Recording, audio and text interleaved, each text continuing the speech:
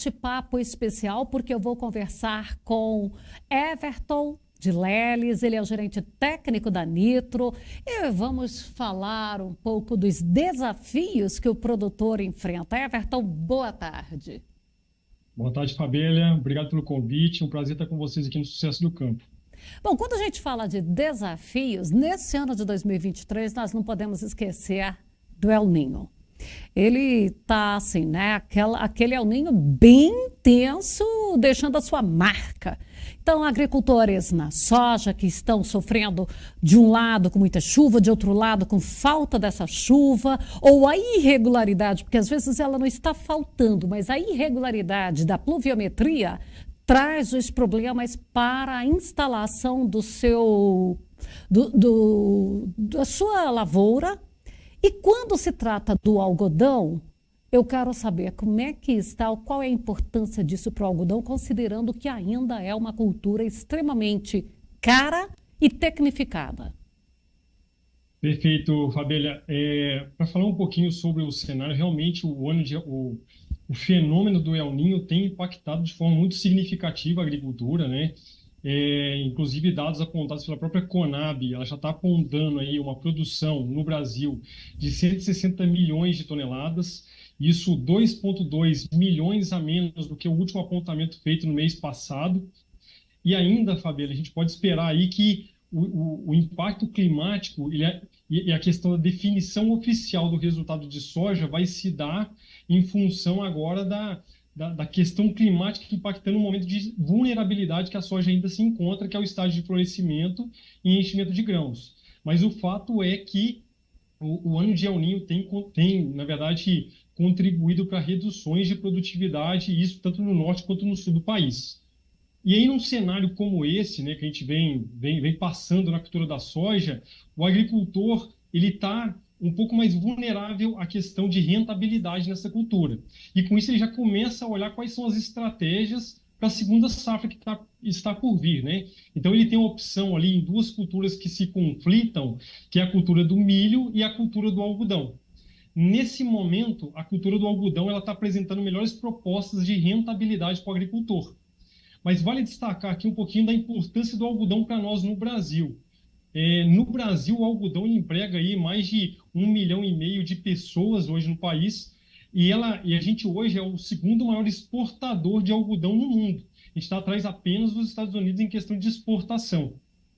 Então, a gente atende tanto demandas nossas internas quanto demandas externas, né? Então, os nossos principais consumidores hoje são os chineses, os vietnamitas, a Turquia e Bangladesh. Então, a gente atende tanto o mercado nosso interno, nossa demanda ela é alta, a gente consome aqui hoje no mercado interno, e as previsões para 2024, a gente consumir 750 mil toneladas de algodão. Isso dos 3,2 milhões de toneladas que nós produzimos. Então, o restante é realmente comercializado para mais de 40 países no mundo. Então, é importante destacar que o algodão ele tem um papel fundamental na economia nacional nossa. Inclusive, ele contribuiu no último ano para 43 bilhões no valor bruto de produção, então contribuindo, inclusive, para o nosso PIB de forma muito significativa. E Então, aí Sim, pode vale falar. destacar os desafios do cenário, sabe, Fabíola? A gente tem um desafio aí, de fato, climático, que tem favorecido a gente se atentar ainda mais para a cultura de segunda safra, e o algodão tem se tornado uma alternativa, uma estratégia para o agricultor buscar rentabilidade. E a gente ainda vale destacar aí a qualidade da fibra do algodão, né? Que o cotonicultor ele tem buscado os mercados, ele sai daqui, vai lá na China saber o que é que vocês querem, qual é o padrão, e vem e produz aqui, né? Exatamente. Então, tem a questão de produtividade que o agricultor tem que se atentar, o cotonicultor tem que se atentar, mas tem um outro quesito que é fundamental para a produção do algodão, que é a qualidade. Qual que é a qualidade que a indústria quer? Qual que é a qualidade que ela deseja? E com base na qualidade que o agricultor entrega, ele tem um ágio ou um deságio de pagamento frente à pluma que ele está entregando. Então é importante o cotonicultor se atentar não só para fatores de produtividade, mas como ele pode se atentar também para a qualidade, a formação da qualidade desse algodão. E está muito linkado também, Fabíola, com a questão climática, para entender as necessidades do algodão, necessidades em cada fase de desenvolvimento da cultura, para a gente poder realmente manejar e buscar tanto produtividade quanto qualidade do algodão e rentabilidade para o agricultor.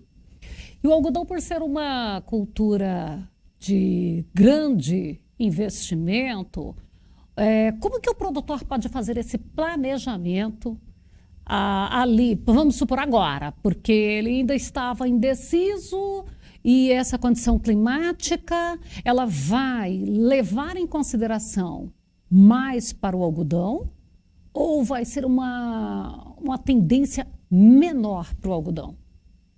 Perfeito. Fabíola, vale levar em consideração que é o seguinte, o milho, no passado, ele estava trazendo boas rentabilidades para o agricultor. Porém, a gente teve um cenário agora de redução de preço do milho, o que ficou mais difícil ter rentabilidade na cultura, e com isso migrou um pouco. O agricultor queria plantar mais áreas de milho, ele começou a entrar mais em áreas de algodão. Então, a tendência é que a gente aumente aí o percentual de área plantada de algodão. Só que o ponto é, o custo de produção de uma lavoura de algodão ele é alto. Então, estamos falando aí de R$ 14 mil em média aí por hectare. É um custo por hectare alto, né? Então, levando em consideração isso, o agricultor ele tem que estar muito atento ao planejamento. Então, qual que é o planejamento que eu tenho que ter para me ter maior assertividade, ainda entendendo que nós estamos no ano de El Niño, a definição das condições de climática para o próximo ano ainda estão a ser confirmadas, né? Como que vai continuar a questão de previsões climáticas, se a chuva lá na frente vai cortar mais cedo ou mais tarde, e isso impacta muito o algodão. Então, o que eu estou querendo dizer aqui? Vale a pena o cotonicultor, num ano como esse, ele precisa ainda estar muito atento ao planejamento. E para fazer um bom planejamento, ele tem que entender, primeiramente, claro que entender cada manejo que ele vai fazer, tanto de fertilidade, nutrição, fisiológico, pensando também no controle de pragas e doenças, mas principalmente ele tem que levar em consideração e entender qual que é a variedade que ele vai plantar, quais são as características dessa variedade, levar em consideração qual que é a população que ele vai estar colocando ali, quantas unidades, vamos imaginar 90 mil plantas por hectare, e entender qual que é a demanda de cada planta para fazer entregar a produtividade que o agricultor almeja. Então vamos pensar num algodão de 300 arrobas, vamos trazer alguns dados aqui, Fabíola, a questão é, para produzir 300 arrobas com uma população de 90 mil plantas, ele vai precisar aí de mais ou menos 50 gramas de algodão em caroço por planta. Então, entendendo a necessidade de cada planta, a gente consegue manejar para buscar realmente entregar isso em cada planta.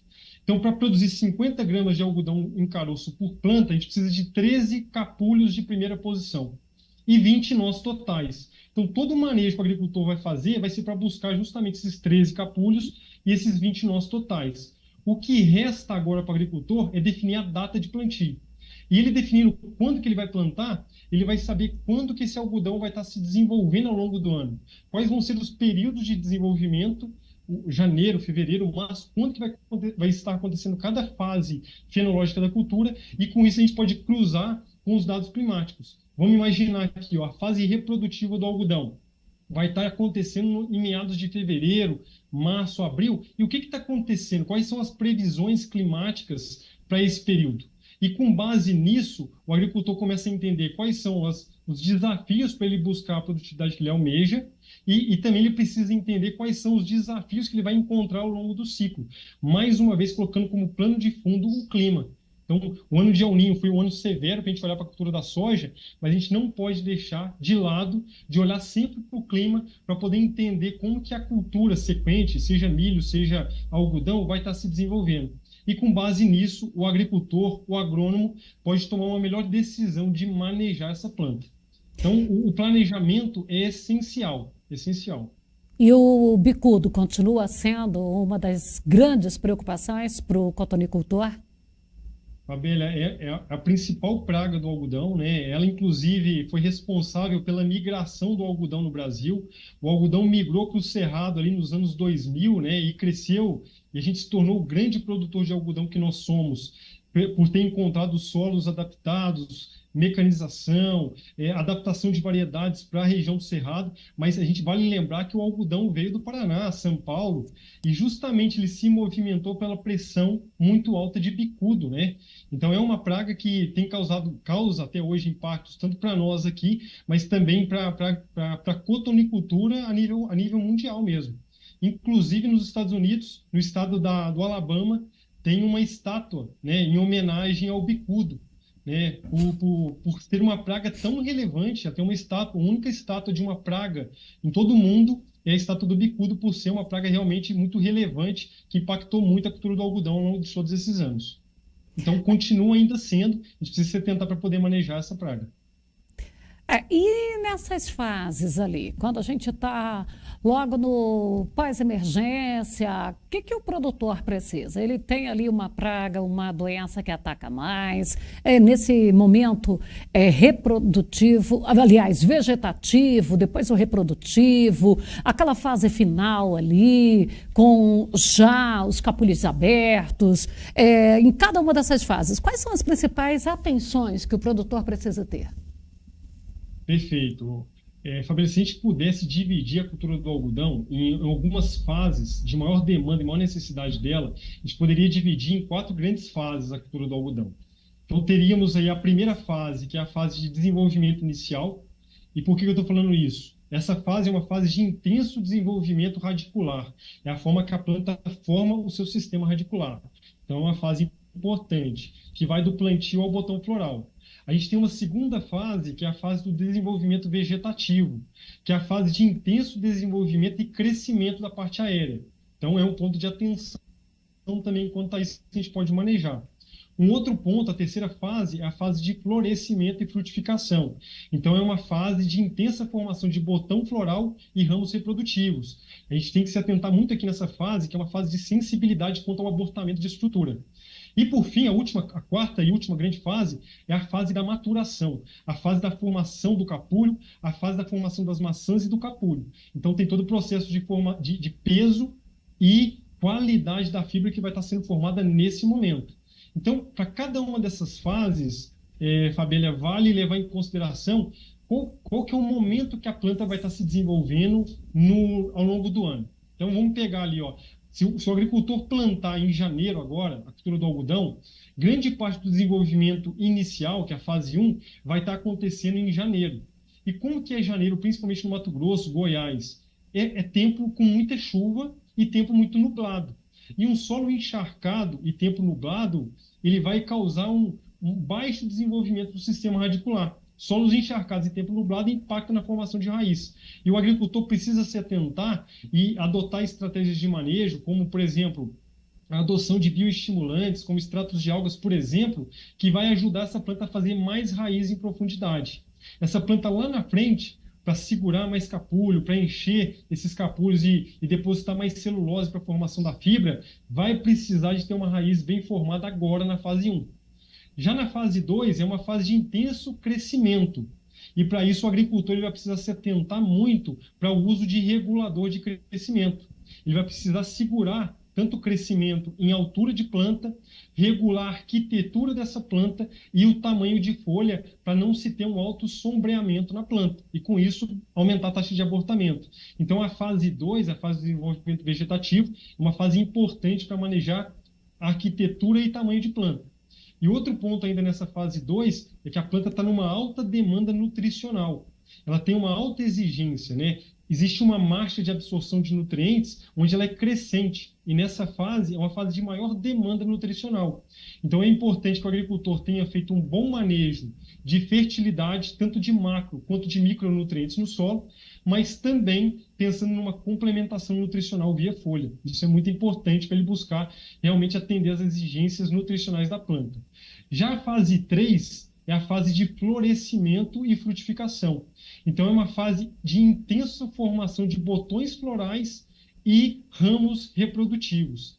Essa é uma fase de grande sensibilidade, porque a planta tem um alto gasto energético para segurar tanto botões florais quanto flores, estruturas reprodutivas de forma geral. Então, nesse sentido, é importante que o agricultor se atente a manejos nutricionais e fisiológicos, para manter essa planta fotossinteticamente ativa, para favorecer retenção de estrutura, minimizar a taxa de abortamento. E já na fase final, que é a fase de maturação, a gente precisa entender que essa fase é uma fase de formação da maçã e formação do capulho. E essa maçã e esse capulho vão precisar de 2 características climáticas também, Fabélia. Uma delas é a questão de temperatura. Ela vai precisar de temperatura e umidade para a formação de fibra. Então, ou seja, só que maio a gente tem o corte de chuvas no Brasil. Isso está a se confirmar em fevereiro, se a chuva vai cortar na primeira quinzena de abril ou na segunda quinzena de abril, mas vale o agricultor se atentar, porque ele sabendo que vai antecipar o corte de chuva, ele pode antecipar a formação desse algodão e direcionar para um maior enchimento e formação desse capulho mais rápido, mais antecipado. E aí, nesse caso, o agricultor pode adotar também ferramentas de manejo, pensando em potássio, boro, magnésio, que vão contribuir também para uma maior translocação de fotossimilado e deposição de celulose para a formação de fibra e qualidade também dessa fibra no final de ciclo. Então, entendendo essas fases, é possível manejar a cultura de uma forma a buscar maior rentabilidade e buscar maior produtividade também para o agricultor nesse ano também, que também a gente tem que ter uma atenção maior para a questão climática.